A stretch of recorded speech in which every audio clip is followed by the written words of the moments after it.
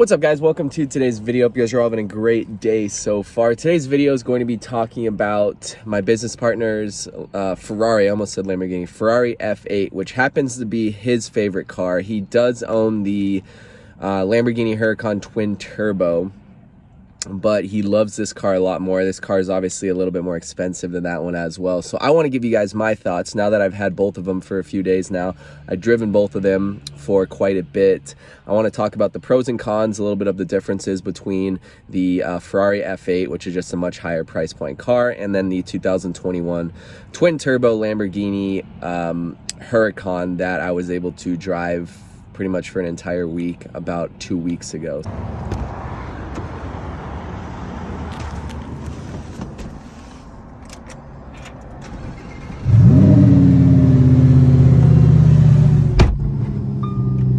First things first, the Ferrari key is much nicer than the Lamborghini key. The Lamborghini key is basically like an Audi key just with the Lamborghini logo on it.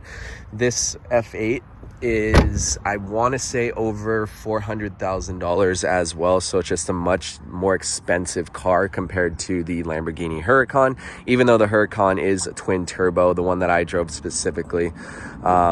This one is just, oh man, it's just super sleek. I do say though, driving both of them for like, I've only had this one for like a day and a half now, but the Lamborghini definitely turns more heads. It's much more of an aggressive drive as well compared to the Ferrari. Like the Ferrari, I drove it from Scottsdale to where I live yesterday, and it was just much easier, much more comfortable, much of an easier, more relaxing drive. Whereas the Lamborghini, just shifting gears, everything about the Lamborghini, just the noise of it, how aggressive it is, how it drives, how it feels, the seats itself. It's just much more of a rough ride, which is a pro to some people and a con to others. But this is just definitely more of a comfort. I wouldn't say old man vehicle, but I can see myself driving around without getting uncomfortable in this Ferrari a lot longer than the Lamborghini.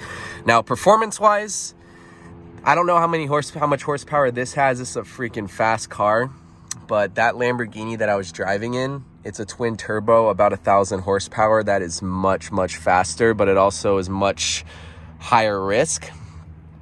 Let me turn it on actually for you guys. We're doing Buckeye Road, now a crash on 32nd Street and Southern Avenue. So here we go.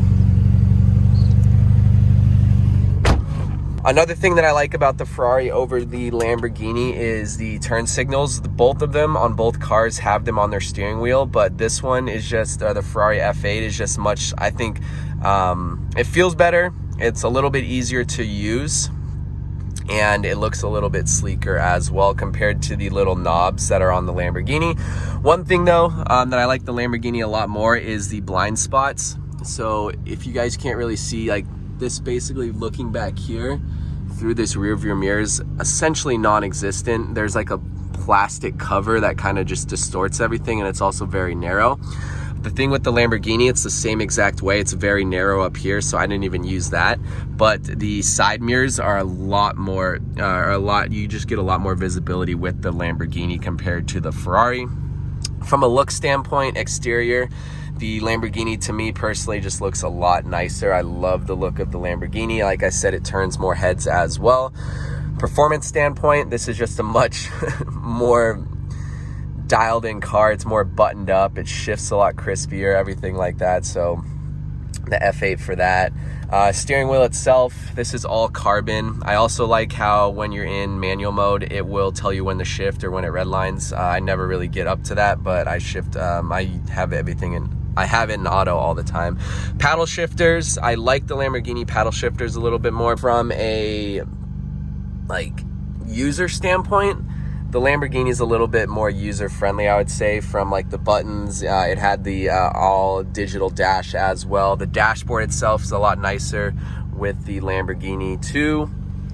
And then overall, you get a little bit more space in the Ferrari, I believe, as well. But this car is freaking sick. Like, it's over $400,000. Everything's carbon in here. Carbon right here. Nice little touches of carbon everywhere. Paddle shifters feel really, really nice as well. very easy to use. It didn't take me long to figure out how to put it in park and how to figure out all that kind of stuff. That's it, guys. I wanted to give you guys a quick little look at the Ferrari. I'm actually driving it to Ricky's house right now. He's my business partner, to drop it off for him. There was like a code that was throwing on the check engine light yesterday, so we took it to Ferrari, and I turned it on this morning and the check engine light came back on, so I don't think they fixed it for him. So he might have to either just drive with it or go back up there. They said it was some software update. He does have aftermarket exhaust on this car as well, so that's another thing that was throwing off the check engine light too. Overall though, this thing's freaking sweet, guys.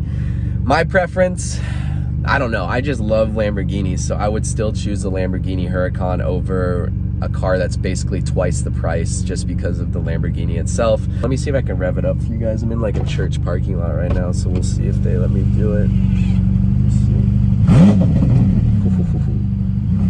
It's so crispy. All right, follow me on TikTok, follow me on Instagram, guys, and if you guys have any video recommendations, if you guys are looking in Arizona for a property to buy or sell, I'm a licensed real estate agent out here. That's what I do full-time. Unfortunately, I don't drive cars full-time, but when I get an opportunity to drive a $400,000 car to pick it up and transport it to my business partner's house, I'm gonna take advantage of it because it's motivating, it's inspiring, and it's just fun to drive. I'll see you guys later.